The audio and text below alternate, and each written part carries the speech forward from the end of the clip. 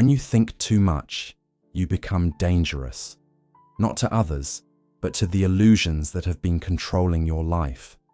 Arthur Schopenhauer, the philosopher who dared to look into the darkest corners of human existence, understood something most people spend their entire lives running from. He understood that excessive thinking, what he called the tyranny of the intellect, doesn't make you wise. It makes you a threat to the very foundations of society's carefully constructed lies. Have you ever found yourself lying awake at night, your mind spinning in endless circles, analyzing every conversation, every decision, every possibility, until you feel like you're drowning in your own thoughts? Have you ever noticed how the more you think, the more isolated you become from others? How your deep reflections seem to create a chasm between you and the world around you? Most people tell you to stop overthinking, to just live in the moment, to be positive. But what if I told you that your tendency to think deeply isn't a flaw to be fixed, but a dangerous gift that threatens everything society wants you to believe? Schopenhauer spent his life studying what he called the world as will and representation, and what he discovered will disturb you. He found that most people live in a dream state, driven by blind desires they don't understand, following scripts they never chose. But when you think too much, when you really think, you begin to see the strings. You become dangerous because you start questioning everything. You become dangerous because you refuse to accept the comfortable lies that keep everyone else asleep. Today, I'm going to show you why your overthinking mind isn't your enemy, but your greatest weapon against a world that profits from your ignorance. I'm going to reveal the 4 ways that deep thinking transforms you into someone the system cannot control. Someone who sees through the illusions that trap everyone else. Someone who understands what Schopenhauer called the fundamental truth of human existence. A truth so powerful, it changes everything once you see it.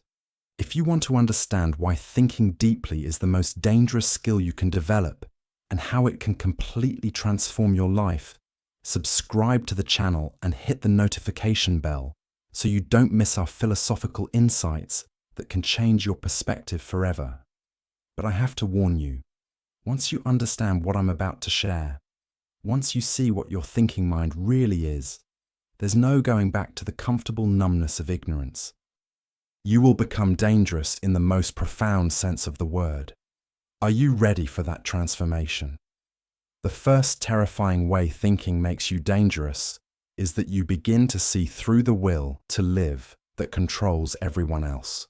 Schopenhauer believed that all human behavior is driven by what he called the will, a blind, irrational force that pushes us to survive, reproduce, and compete. Most people are completely unconscious of this force. They think they're making free choices, but they're actually puppets dancing to biological and social programming they can't see. When you think deeply, really think, you start to recognize this will operating in yourself and others.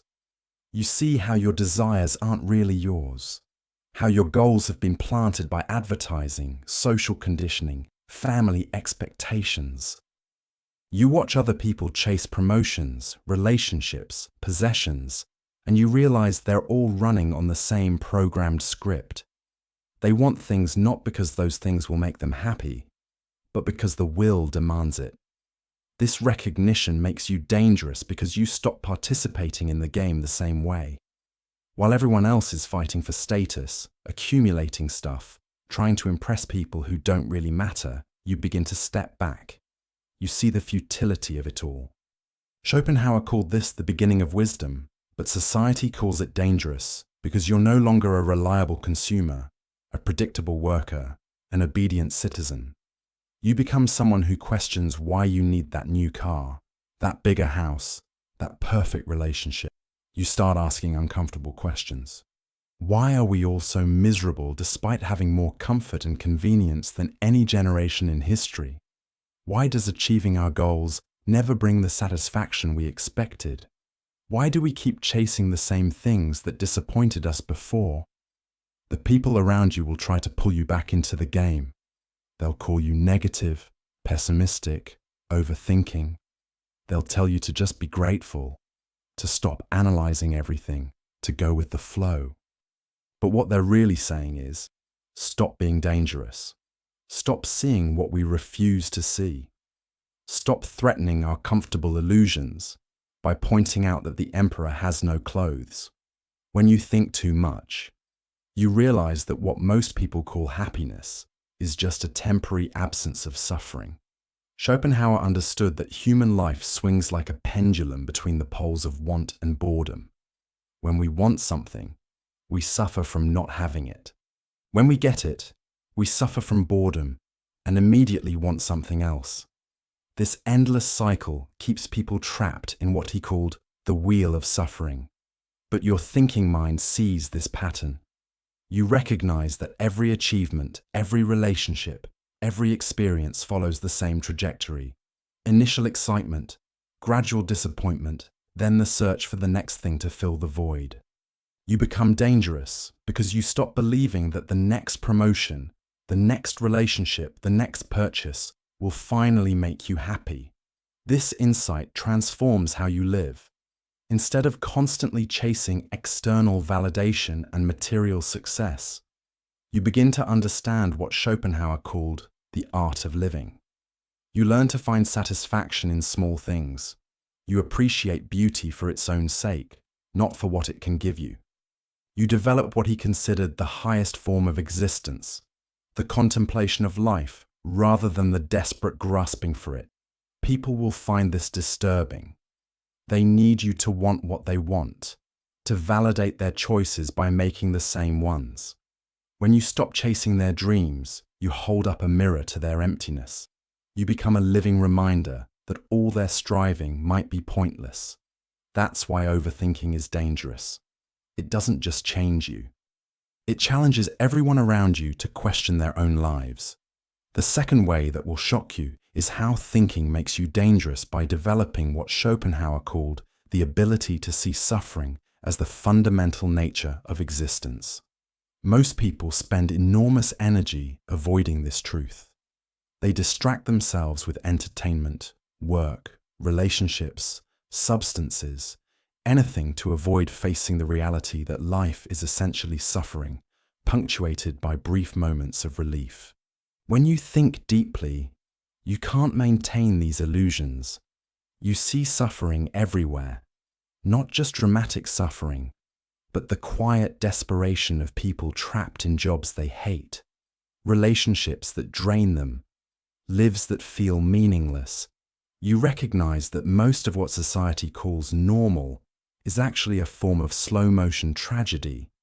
This recognition makes you dangerous because you stop pretending everything is fine. You refuse to participate in the collective denial that keeps society functioning.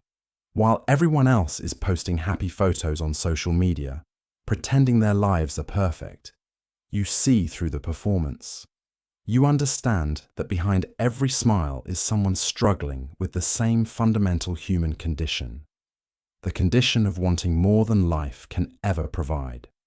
Schopenhauer believed that recognizing suffering as the default state of existence isn't pessimistic, it's realistic. And this realism is liberating. When you stop expecting life to be easy or fair or fulfilling, you stop being disappointed by its inevitable difficulties. You develop what he called resignation, not the bitter kind that comes from defeat, but the wise kind that comes from understanding. This wisdom changes everything. You become someone who can sit with discomfort without immediately trying to fix or escape it. You understand that pain is not a problem to be solved, but a condition to be accepted. You stop looking for someone to blame for your suffering and start looking for ways to transcend it through understanding. But this acceptance makes you dangerous to a culture built on the promise that happiness is just one purchase, one achievement, one relationship away. Your peaceful acceptance of life's difficulties threatens the entire consumer economy that depends on your dissatisfaction. When you're not constantly trying to escape your current condition, you're not buying what they're selling. People will try to convince you that this acceptance is giving up, that you should fight harder, want more, never settle. They'll call your wisdom depression, your insight negativity. But you'll know better. You'll understand that what looks like surrender is actually the highest form of strength, the courage to see life as it really is rather than as we wish it were. Leave in the comments. Have you ever felt that overthinking isolated you from other people? Does your experience resonate with what Schopenhauer discovered? But wait, it gets even more disturbing. The third most dangerous way thinking transforms you is that you begin to understand what Schopenhauer called the principium individuationis, the illusion of individual separation. Most people believe they are separate, isolated beings competing against other separate beings for limited resources. This belief in separation drives almost all human conflict, from personal jealousy to international wars. When you think deeply about the nature of consciousness, about what you really are beneath your thoughts and emotions and social roles, you begin to suspect that this separation might be an illusion. Schopenhauer, influenced by Eastern philosophy, understood that what we call the self is largely a construction, a story we tell ourselves about who we are.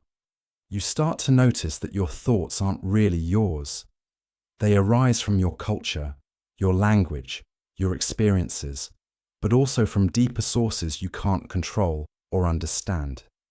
You realize that what you call your personality is mostly a collection of habits and reactions that formed in response to circumstances beyond your choosing. The more you examine this thing you call yourself, the more it seems to dissolve under scrutiny. This recognition is dangerous because it undermines the entire structure of society, which depends on people believing they are separate individuals responsible for their own success or failure. When you see through the illusion of separation, you can't fully buy into the competitive individualism that drives capitalism, nationalism, and most forms of social organization. You begin to feel a kind of compassion that's not based on choice, but on recognition. You see that the person who cuts you off in traffic, the difficult co-worker, the political figure you disagree with, are all expressions of the same universal human condition. They're all struggling with the same fundamental confusion about who they are and what will make them happy. This doesn't make you passive or weak. It makes you dangerous in a different way. You become someone who can't be easily manipulated by appeals to tribal loyalty, us versus them thinking, or fear of the other. You see through the political and social divisions that keep people fighting each other, instead of questioning the systems that create their suffering. When you understand that separation is largely an illusion, you stop taking personal attacks personally. You recognize that when someone lashes out at you, they're really fighting their own pain, their own confusion, their own sense of inadequacy. This understanding makes you nearly impossible to control through shame, guilt, or fear. And here's something that will blow your mind. The fourth and most dangerous way that thinking transforms you is that you develop what Schopenhauer called aesthetic consciousness, the ability to lose yourself in pure contemplation. Most people are constantly trapped in what he called willing, always wanting something, always trying to get somewhere else, always dissatisfied with the present moment. But when you think deeply enough, long enough, you occasionally stumble into moments of pure awareness where the wanting stops. Maybe you're looking at a sunset, listening to music, reading a profound book, or simply sitting quietly, and suddenly you're not thinking about what you want or need or should be doing. You're just present, just aware, just here. Schopenhauer believed these moments of aesthetic consciousness are the closest we can come to true happiness, because they're the only times when the will stops driving us. In these moments, you're not a person with problems and desires and fears. You're pure consciousness observing reality without the filter of personal agenda. These experiences make you dangerous because they show you that everything you normally think matters. All your worries and ambitions and dramas are ultimately insignificant compared to the simple fact of being aware. You start to value moments of beauty and contemplation more than achievements and acquisitions. You become someone who can find profound satisfaction in very simple things. This shift in values is threatening to a society that needs you to keep wanting more. When you can be genuinely content watching clouds or reading poetry or sitting in silence, you're not participating in the economic machine that depends on your restless dissatisfaction. You become proof that happiness doesn't require endless consumption and achievement. But more than that, your capacity for aesthetic consciousness makes you dangerous because it gives you access to what Schopenhauer considered the highest form of knowledge. Knowledge that comes not through thinking, but through direct perception. In these moments of pure awareness, you see reality without the distortion of personal desire, and what you see can be revolutionary. You see that most of human suffering is self-created, born from our resistance to what is. You see that the present moment, exactly as it is, contains everything you've been seeking. You see that what you call problems are mostly stories you tell yourself about circumstances that simply are what they are. This seeing changes everything. You become someone who can remain calm in chaos, who can find peace in difficulty, who can be content without getting what you want. You become living proof that the things people think they need for happiness, they actually don't need at all. And this is where Schopenhauer's deepest insight reveals itself. He understood that the ultimate danger of thinking too much is that you might discover the truth about human existence, that beneath all our striving and suffering and confusion lies a fundamental reality that is already perfect, already complete, already at peace. You might discover that what you've been searching for your entire life has been here all along, hidden not by its absence, but by your constant mental activity. You might realize that the thinking mind that seemed like your greatest asset is actually the main obstacle between you and the contentment you seek. When you think deeply enough, long enough, you eventually think your way out of thinking. You discover that the overthinking that made you dangerous to society's illusions is ultimately dangerous to the illusion of yourself. You find what Schopenhauer called the will to live, giving way to something else, something that doesn't need to want anything, because it already is everything. This transformation doesn't make you passive or detached from life. It makes you more alive than you've ever been, because you're no longer spending all your energy fighting reality. You become someone who can engage fully with life without being enslaved by it. You can care deeply without being attached to outcomes. You can love without possessing, create without ego, exist without constantly needing to prove your worth. The people around you will sense this change even if they can't name it. They'll be drawn to your peace but threatened by your freedom. They'll want what you have but resist the thinking that could give it to them. Because thinking too much, really thinking, requires courage that most people don't possess. The courage to question everything you've been told, to face truths that are uncomfortable, to see through illusions that feel safer than reality. Schopenhauer spent his life as a dangerous thinker, someone who refused to accept comfortable lies about human nature and existence. He saw through the optimistic philosophies of his time that promised progress and happiness through reason and achievement. He understood that life is suffering, that most pleasure is just the temporary absence of pain, that what we call the self is largely an illusion. But he also understood that this seeing, this thinking, this questioning is the path to the only kind of freedom that matters. Not the freedom to get what you want, but the freedom from wanting itself. Not the freedom to control your circumstances, but the freedom to remain uncontrolled by them. When you think too much, You become dangerous to every system that depends on your unconsciousness. You become dangerous to the consumer culture that needs your dissatisfaction, to the political systems that need your fear, to the social structures that need your conformity. But most importantly, you become dangerous to the small, scared, constantly wanting self that has been running your life. And in that danger lies your liberation. Because when you've thought deeply enough to see through all the illusions, when you've questioned everything until there's nothing left to question, you discover what remains.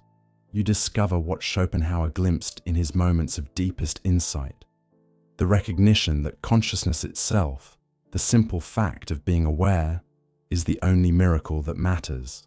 So think too much, question everything, become dangerous to the lies that imprison you and everyone around you. Because in a world built on illusions, the most revolutionary act is simply to see clearly. If this video changed your perspective on deep thinking, hit that like button, share it with someone who needs to hear this, and subscribe for more philosophical insights that can transform your life. And tell me in the comments, which of these 4 ways of dangerous thinking impacted you the most? I'm curious to know about your experience. The danger of thinking isn't that it will make you sad or negative or isolated.